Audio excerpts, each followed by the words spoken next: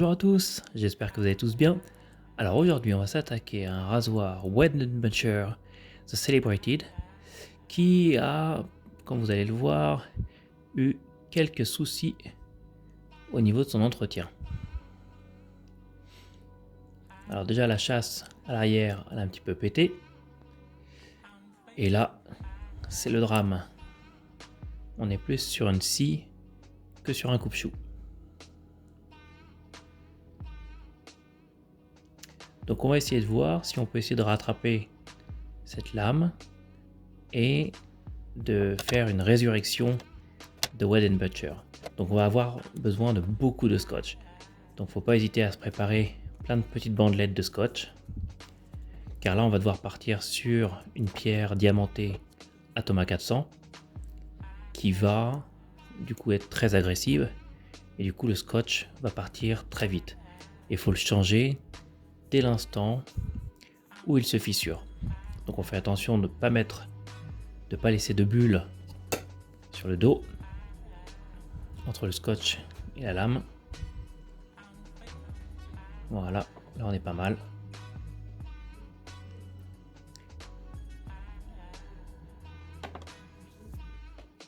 Alors d'habitude j'utilise un Sharpie, un feutre, mais là on n'aura même pas besoin vu l'état de la lame. Donc pareil, d'habitude je commence toujours avec un visuel au microscope. Là c'est pas la peine. Donc un filet d'eau.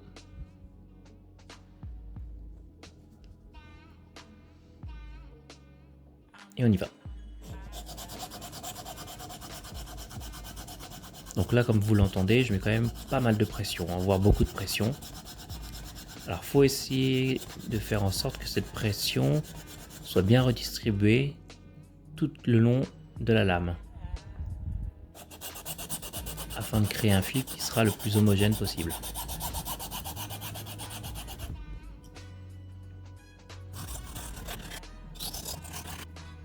Donc voilà, notre premier scotch est foutu. Il faut déjà le changer. Faut surtout pas continuer avec un scotch qui est fissuré parce que sinon encore une fois vous allez créer un fil qui n'est pas homogène.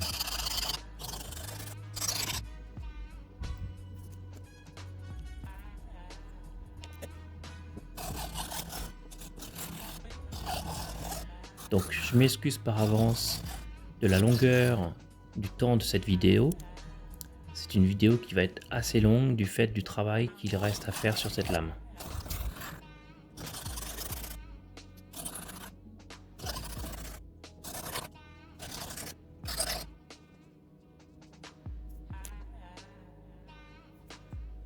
Là vous voyez, on y arrive. Donc il y a encore des micro-dents, mais on y arrive. Alors ce qu'on voit, c'est que à l'arrière, exactement ici, au niveau du talon, on a un bel impact. Donc il y a deux solutions. Soit je raplanis tout le long de la lame, par contre je vais perdre encore une bonne partie de lame, ou alors je vais essayer plutôt de faire un arrondi, du coup, ce qui ferait un mini sourire, pour éviter de bouffer le milieu et l'avant de la lame. Donc c'est ce que je vais faire. Donc là je m'appuie vraiment au niveau du talon sur la pierre.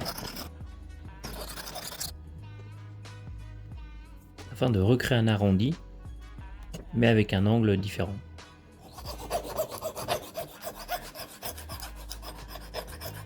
Du coup, logiquement, cet arrondi va permettre d'enlever l'impact qui est juste dans le talon.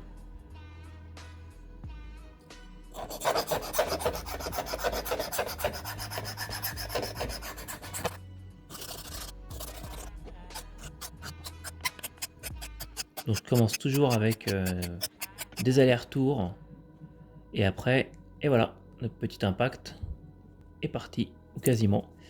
Donc je commence toujours avec des allers-retours et ensuite je finis avec des passes en X afin de rééquilibrer le biseau. Donc, ne pas hésiter à céder de l'autre main pour faire que la lame soit bien plate.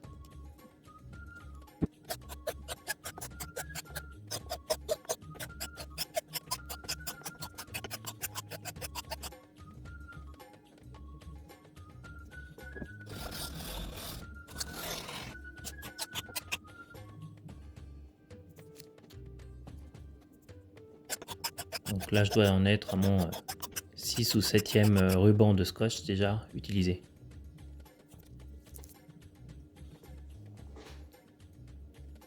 Et voilà, c'est plutôt pas mal là, hein. Voilà à quoi ressemble le fil à la sortie de la Toma. Donc, ce qui est plutôt bien, c'est plutôt un fil très décent. Je suis content parce qu'il n'y a pas d'oxydation, pas de point de rouille, ce qui est une très bonne chose. Donc on va rincer notre Atoma et on va partir sur une pierre japonaise Shapton 1000 et on va réutiliser l'Atoma pour créer une petite boue, ce qui va permettre d'effacer les grosses traces qu'on a fait sur la lame avec l'Atoma. On aurait pu faire sans la boue, mais ça aurait pris beaucoup plus de temps. Et vu que là on est parti pour un certain temps déjà, c'est plus simple. Et en plus ça permet aussi de s'assurer que la Shapton est bien plate. Donc là je pars sur des petits cercles.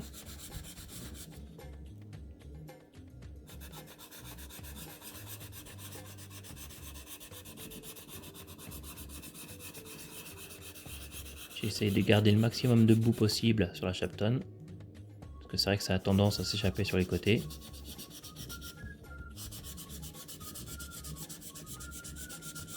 J'accentue un petit peu aussi sur le talon, parce qu'on a dû donc enlever un gros pet dessus, et du coup on a légèrement changé l'angle du biseau au niveau du talon.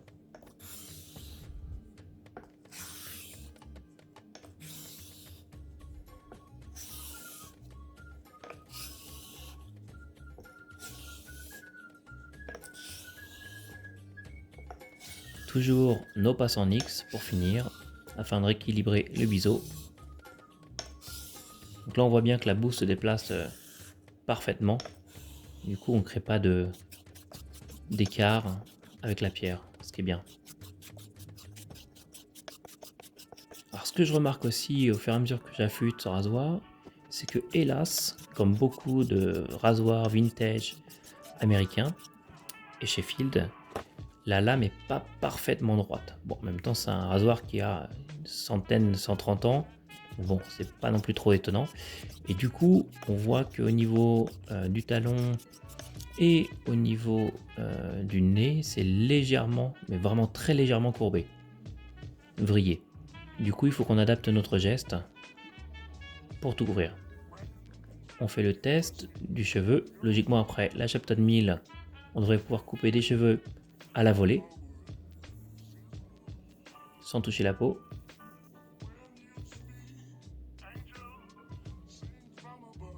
Et ouais, c'est le cas.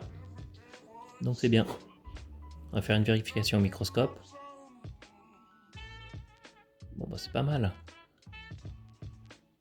On a effacé la plupart des traces de l'Atoma 400, c'est ce qu'on veut. On a créé un beau biseau. C'est vraiment la base de partir sur un très beau biseau. Ça sert à rien de passer à d'autres pierres si votre biseau n'est pas bien fait. Donc si vous ne coupez pas vos poils de bras à la volée après la Shapton 1000, ça sert pas à grand chose de passer au-dessus. Et là on passe sur la Shapton 5000.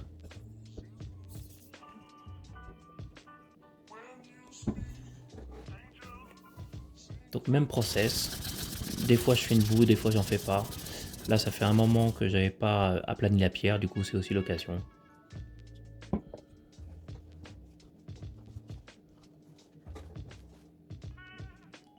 On s'essuie toujours bien les mains avant de commencer et on y va.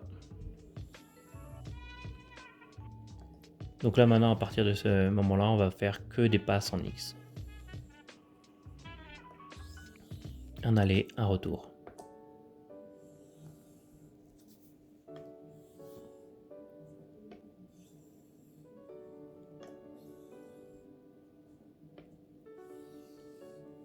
On s'assure qu'on couvre bien tous les angles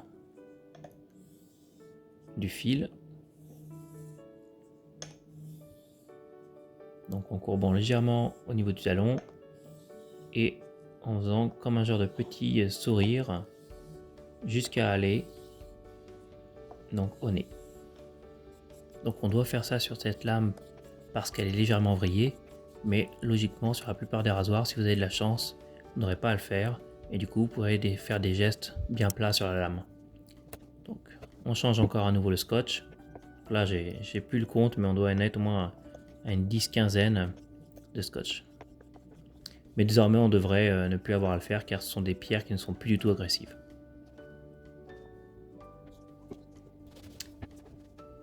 Donc là voilà, on a fini avec la Shapton. Alors là d'habitude, je partirai sur ma pierre préférée japonaise, l'Iwatani LV5, mais je me suis fait un petit plaisir et je me suis racheté une nouvelle pierre.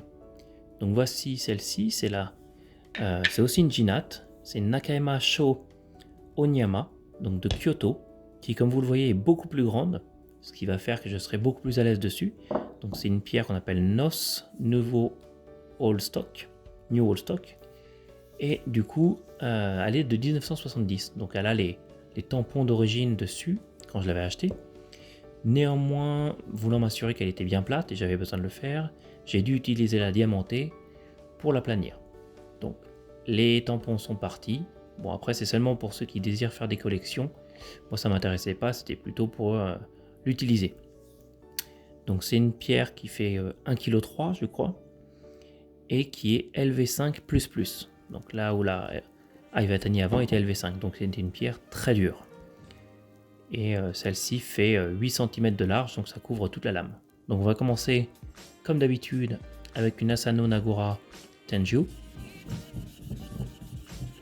Et on va faire une boue. Donc j'en attends beaucoup de cette nouvelle pierre. C'est pas vraiment le même budget que mon ancienne pierre, donc voilà. Et je devrais être beaucoup plus à l'aise dessus aussi. Voilà, on a ramené la boue près de soi. Et là, on va pouvoir partir à faire nos passes. Donc la Tenju, on est sur un grit aux alentours de 7-8 000.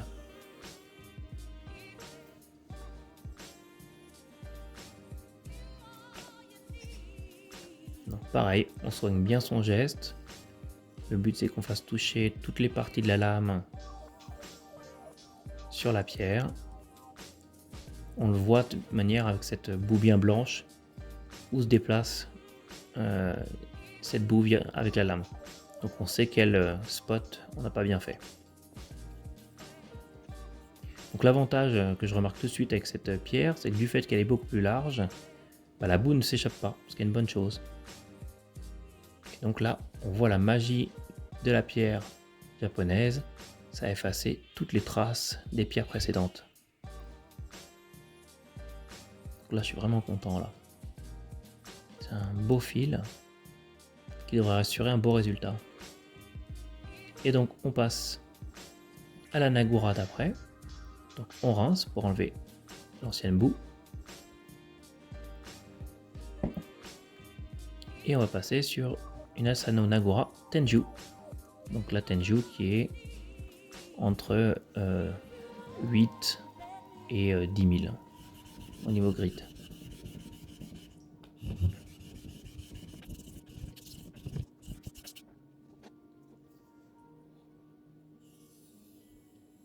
Donc même process. Donc je commence ici par le talon et au fur et à mesure je reviens au milieu.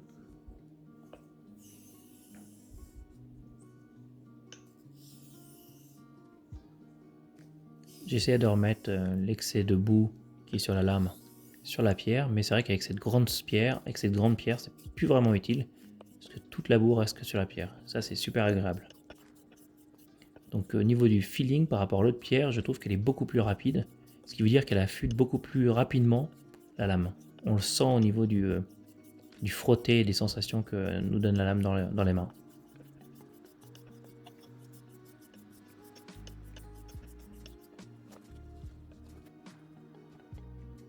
Donc on regarde que le faisceau de lumière passe bien partout. Ça a l'air d'être le cas. Super. Donc d'habitude, je passais sur une Tomonagura que j'avais.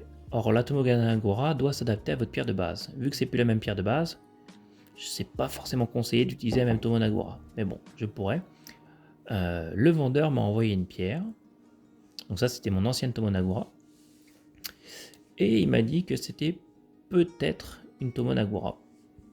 Mais il n'en est pas sûr. Donc c'est celle-ci. Ça me paraît étrange parce qu'elle n'a pas vraiment la même couleur. Me paraît légèrement moins lisse, a priori. Mais bon, on peut pas vraiment le savoir sans la tester. Alors ça, c'est notre pierre qui m'a envoyé, avec un grit un peu plus grossier.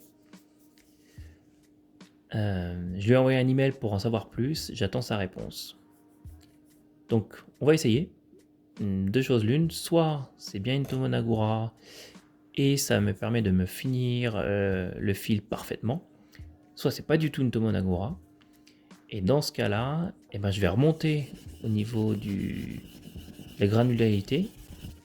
Et ça va pas être bon parce que du coup, je vais faire un fil qui va être plus élevé, moins bien préparé que ma dernière pierre, que la Mejiro.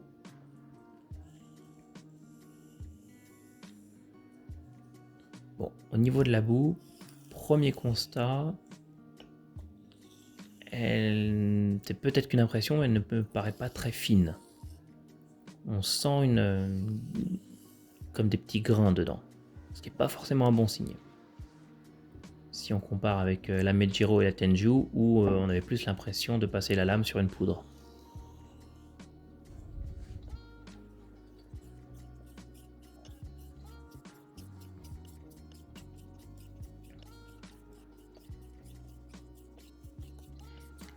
Le microscope va nous dire où ça en est. Ça, c'est tout le scotch que j'ai utilisé depuis le début.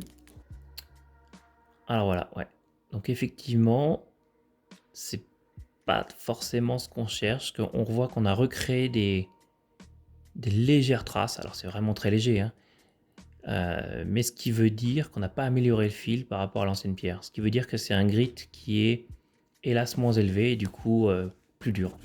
Donc c'est reparti, on repart sur la Mejiro.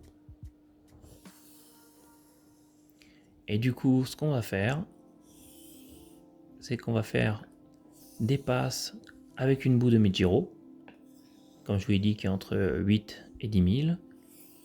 Et on va couper cette boue au fur et à mesure avec de l'eau pour arriver jusqu'à la pierre de base à l'eau claire.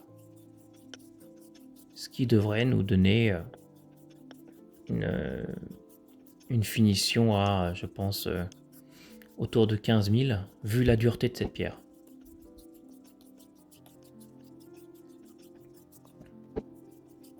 Donc voilà, là, je suis à l'eau claire. Donc là, à ce moment-là, on applique vraiment plus aucune pression. Le poids de la lame suffit.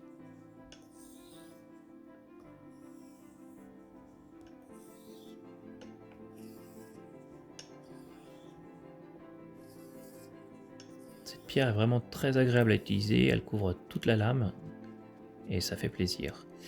On va voir ce que nous dit le microscope. Ok. Donc là, c'est top. Là, on est bien. On a un beau fil. Il est bien homogène. Aucune dent.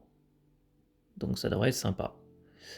On va faire 150 passes après ça sur mon strop en cuir de cheval. Et on devrait être prêt pour faire un test du cheveu. Donc là, on est revenu de loin avec ce rasoir, hein. Vu les dents qu'il y avait, certaines dents faisaient entre 0,3 et 0,4 mm. Pardon, 3 et 4 mm. Donc au niveau de ces deux pierres, bon, bah clairement je ne vais pas les utiliser, ça ne me sert pas à grand chose. Donc on verra par la suite. Je pense que ce que je ferai, c'est que je me prendrai par la suite une Asano Koma qui vient après la Mejiro, logiquement. Donc on a fait les strops, donc 150 passes sur le cuir de cheval. Et désormais, on va faire le test du cheveu. Donc le but, c'est de faire descendre un cheveu sur la lame et qu'il se coupe net.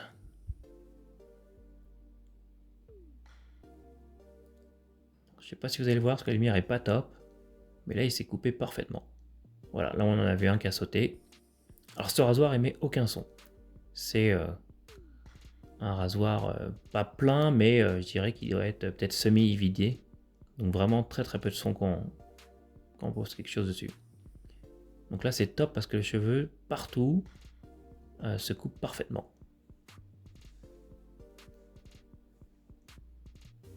Donc il ne reste plus qu'à effectuer un test de rasage.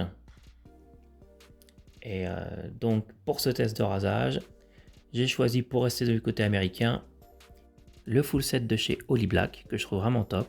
Et ce rasoir m'a donné vraiment un rasage de près et tout en douceur. Donc je suis super content. Merci d'avoir regardé et à bientôt. Au revoir.